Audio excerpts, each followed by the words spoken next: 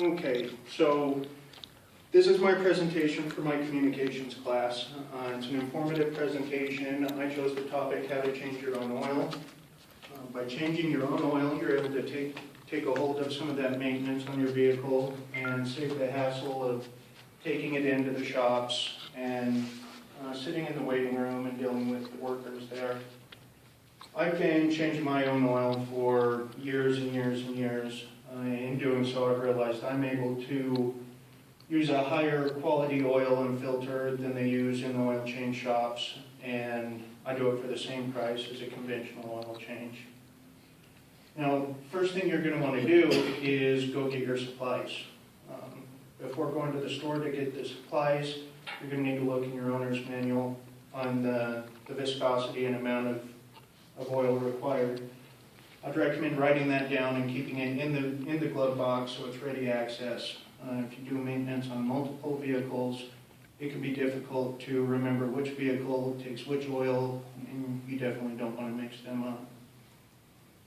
Now, it's an easy do-it-yourself project. It can save you money. Once you get good at it, it can save you time as well.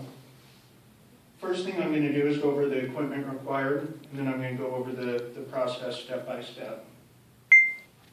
Now, what you'll need is ramps or jack stands, a large drain pan, safety glasses, oil.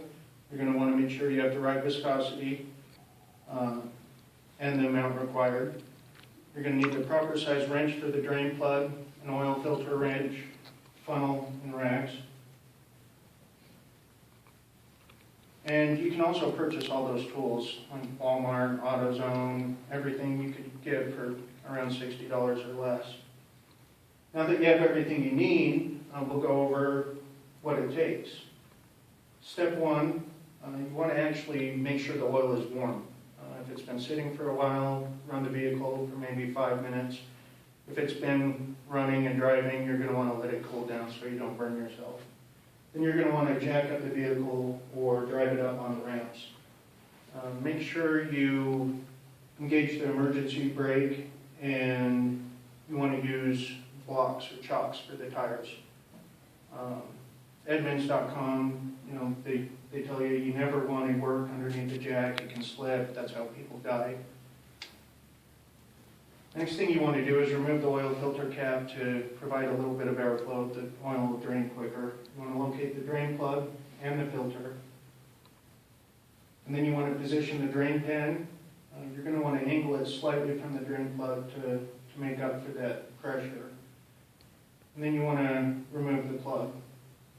Now you want to let the oil drain. One thing that's good about doing it yourself is you can let that oil drain.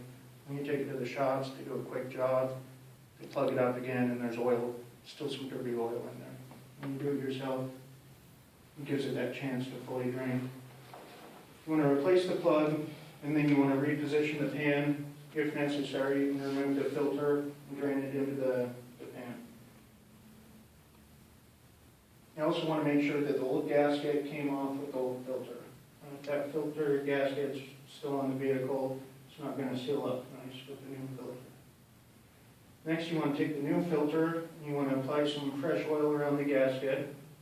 You want to tighten it on hand tight, and AutoZone.com recommends putting a little line on the filter for reference. They recommend that you tighten it 3/4 of a turn after it's hand tight to make sure it's sealed properly. Next thing you want to do is add your fresh oil. Start with around 80% capacity. It's always easier to add oil than it is to remove it.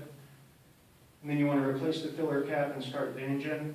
Let the vehicle run for a minute, and then you can look underneath, make sure everything's nice and tight, and you don't need to tighten anything up.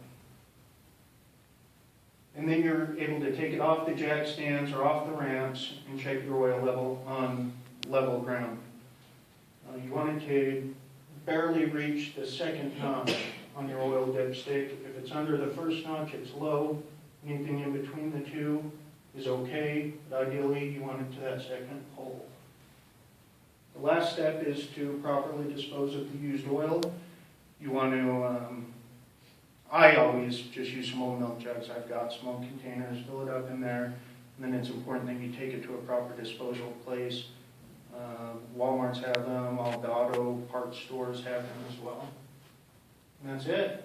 Job well done. By doing this, you've just taken control of that maintenance of the vehicle, and there's many more projects that you may want to tackle after this. Thank you.